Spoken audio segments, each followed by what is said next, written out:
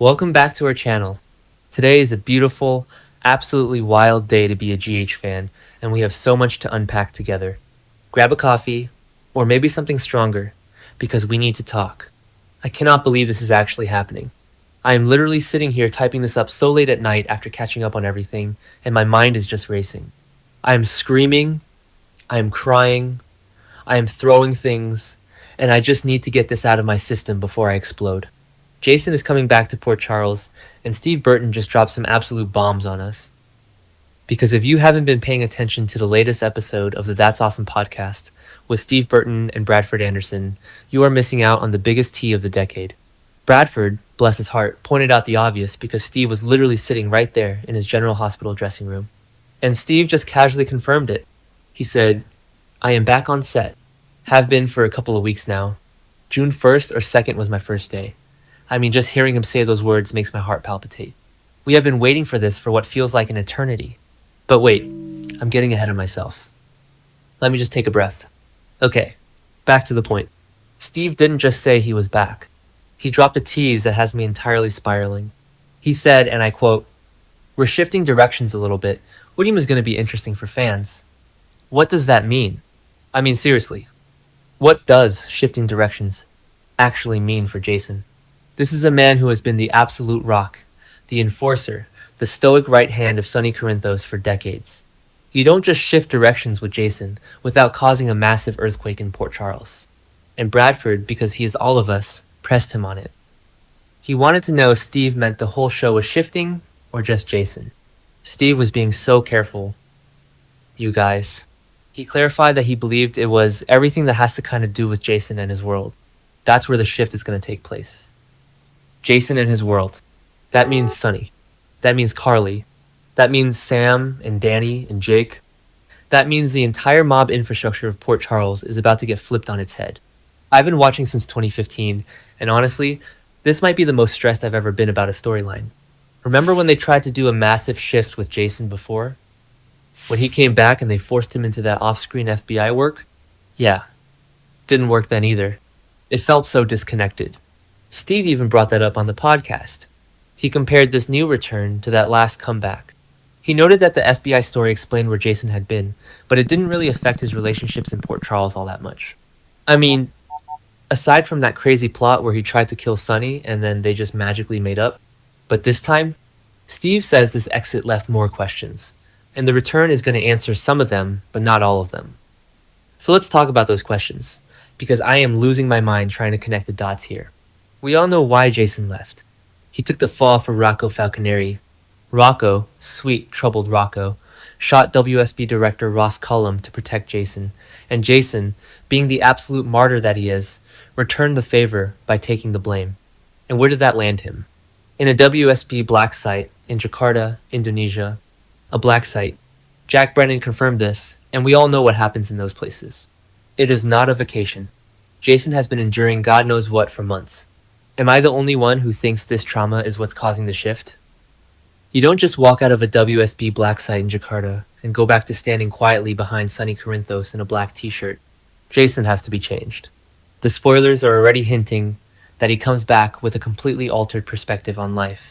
He is going to have to figure out his future, and I am terrified that his future doesn't include the mob. I know some people are loving this idea. I see you guys in the forums talking about how Jason needs to evolve, how he needs to step away from the violence and be a real father to Danny and Jake. And part of me agrees. I want him to be happy. But personally, I am a traditionalist. I love the mob drama. I love Jason being the ultimate badass enforcer. If he suddenly becomes a pacifist, I don't know if I can handle it. It's like taking the leather jacket off the fawns. It just feels wrong. But then Steve said something that really struck fear into my heart. He said, "I'm sure some will love it, and some will not like it.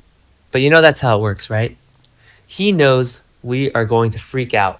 When an actor pre-apologizes for a storyline being polarizing, you know they are about to do something absolutely unhinged. When Bradford asked if the story could be polarizing, Steve literally suggested they revisit the conversation in a month to see the audience's reaction. A month? That means July is going to be an absolute bloodbath of fan opinions. And let's not forget the timing of all this.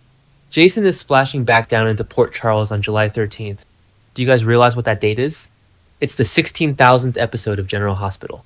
16,000.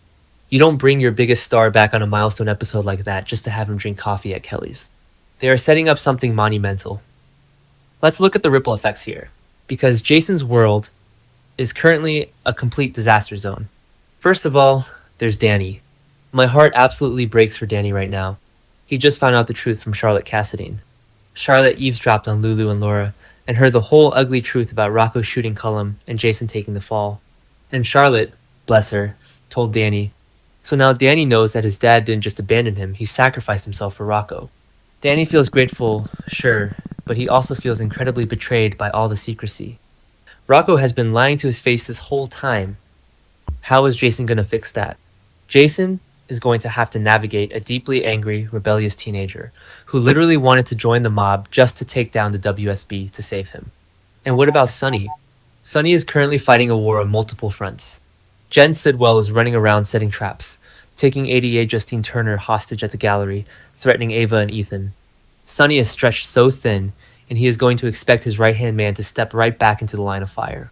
But if Jason is shifting directions, if Jason looks at Sonny and says, "I'm out," I cannot even fathom the betrayal Sonny will feel. We already know Sonny is making bold moves and wants a truce with Rick Lansing. Is Jason going to be the one pushing for peace? Jason Morgan? The peacemaker? I am literally laughing out loud at the thought, but maybe that's exactly what Steve means. I mean, think about Carly. Carly is currently going rogue, breaking into Windermere to save Jocelyn from Ross Cullum and Cassius Faison. She's teaming up with Lucas, she's sending Valentine to Geneva to meet with Z, she is doing the absolute most. When Jason gets back, is he going to drop everything to save Carly's kids again? Or is this new, shifted Jason going to set boundaries? Boundaries. Can you imagine Jason with boundaries? Sorry, Carly, I can't help you fight the WSB today. I'm doing self-care. I'm kidding, but also, am I? I am just so emotional about this. I've spent years invested in these characters. I remember sitting on my couch watching Jason's previous returns, feeling that rush of adrenaline when he rides in on a motorcycle to save the day. But this feels different. Steve sounded so deliberate on the podcast. He said it is all story and character based, which he likes, and he genuinely sounded excited. Yeah, I'm excited, he said. And if Steve is excited, maybe I should be too? Wait, no, I am definitely terrified. Because let's talk about Rocco for a second. Rocco is out there in the British Virgin Islands with Britt Westbourne, running for their lives, and Britt just got arrested. Rocco is lashing out at Dante and Lulu, completely consumed by guilt. When Jason comes back, Rocco is going to have to look the man who went to a black site for him in the eye. That is going to be some heavy, heavy drama. Jason is going to have to guide Rocco, maybe tell him to seize a new beginning and put the shooting behind him. Jason, acting as a mentor to the kid who put him in a hellhole?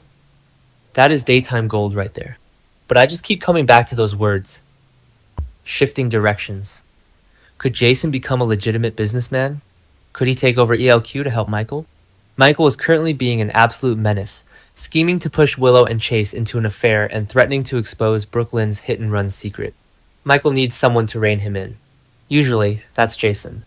But if Jason is changed, maybe he won't support Michael's darker edge.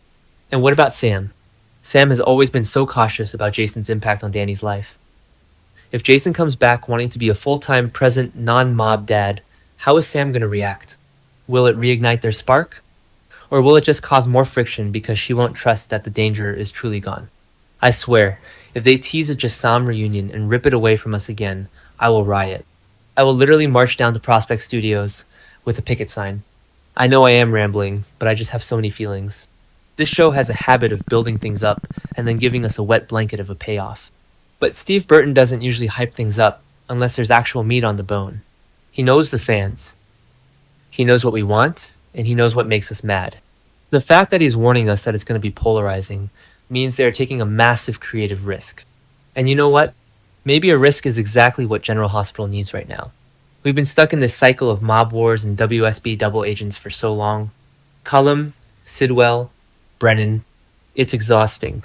If Jason, the poster child for Port Charles violence, decides to break the wheel, that could be the most compelling television we've seen in a decade. Let's dive deeper into the WSB aspect. Jack Brennan is the one who told everyone where Jason was.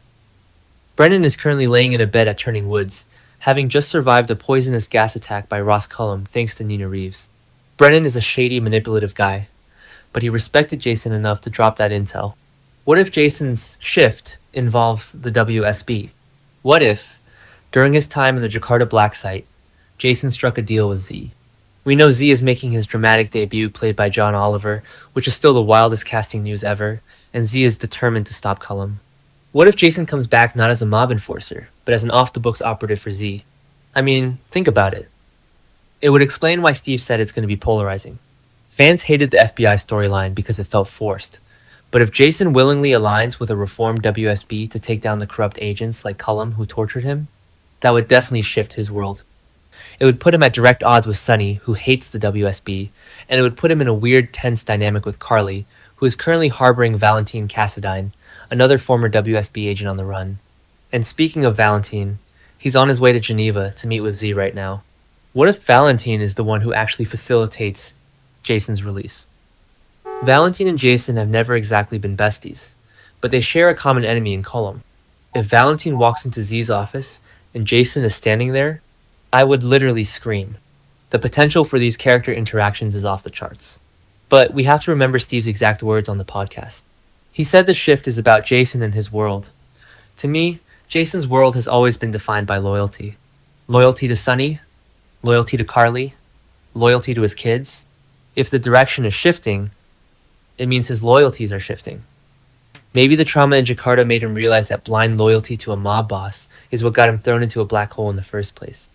He took the fall for Rocco because Rocco is Dante's son, and Dante is Sonny's son. Jason sacrificed his own freedom, his own time with Danny and Jake, to protect Sonny's grandson. At some point, a man has to wake up and say, enough. Is this the moment Jason says enough? Is this the moment he looks at Sonny and says, I paid my dues, I did my time, I saved your family, now I am choosing mine? Because if that happens, the fallout will be nuclear. Sonny does not take rejection well. Look at how he's handling Gio right now, refusing to back up Tracy, acting all territorial. If Jason tries to walk away, Sonny might view it as the ultimate betrayal. We could be looking at a Sonny versus Jason war, and I honestly do not know if my nervous system can handle that. I know I'm contradicting myself again. One minute I want him out of the mob, the next minute I'm terrified of him leaving. But that's the beauty of being a soap fan, right? We are allowed to be completely irrational and emotional because the show makes us that way. We invest hours and hours into these people. When Steve Burton says we're shifting directions, it feels like he's talking about shifting the direction of my life because I am that invested. And I have to give props to Bradford Anderson on that podcast. He knows exactly what questions to ask. He knows the fans are desperate for crumbs, and he managed to get Steve to admit just enough to send us all into a frenzy without breaking his NDA. The dynamic between those two is just the best, and it makes me hope we get some really good Spinelli and Jason scenes when he gets back. Spinelli is going to lose his mind when he sees Jason again. We all are. Okay, I think I finally vented enough. I'm running out of steam, and it's ridiculously late. But mark my words, July is going to change General Hospital forever. Between the 16,000th episode, the WSB showdown at Windermere, Portia going into labor, and Jason returning as a changed man, we are in for the ride of our lives. Please, please, please, sound off in the comments. I need to know I'm not the only one spiraling over a podcast interview. Let's manifest a good storyline together, or at least prepare a support group for when it airs. Until next time, stay safe, stay passionate, and keep watching GH.